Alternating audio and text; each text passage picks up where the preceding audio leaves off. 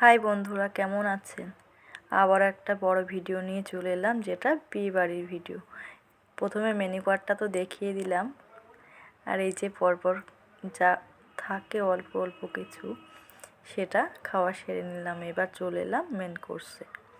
দেখুন, প্রথমে tissue paper তো চলে এসছে, এরপরে এলো সাদা ভাত, সঙ্গে ছিল, এর আগে ছিল এগ টেবিল, সঙ্গে সস দেখানো হয়নি। তবে এবার চলে এলো ঝুরি আলু ভাজা, সঙ্গে ডাল, খুব দারুণ টেস্টি ছিল। আর এরপরে আস্তে আস্তে চলে এলো দই কাতলা।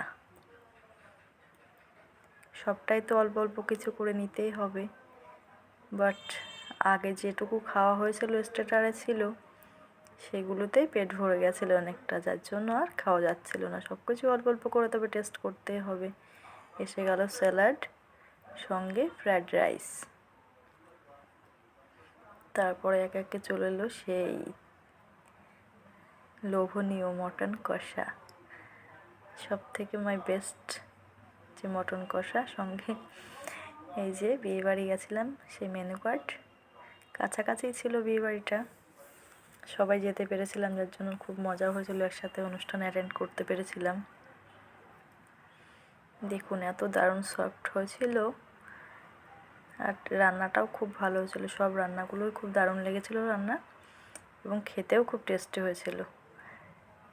এবার চলে এলো এই যে চাটনি, সঙ্গে পাঁপড়, এই যে কালাকাঁদ, লট চমচম। যদিও কালাকাঁদটা আমি নিয়ে সঙ্গে এসে গেল আমার ফেভারিট গোলাপ জামুন, আর সাদা মিষ্টিটাও আমি, রসগোল্লা যেটা, সেটা নিইনি। লাস্টে যে হাত ধুয়ে চলে এলাম আইসক্রিম, সঙ্গে ছিল চকলেট আর ভ্যানিলা ফ্লেভারের আইসক্রিম। দুটোই নিয়েছিলাম, বাট অল্প অল্প করে টেস্ট করে দেখেছি, পুরোটা খাওয়া সম্ভব হচ্ছিল না।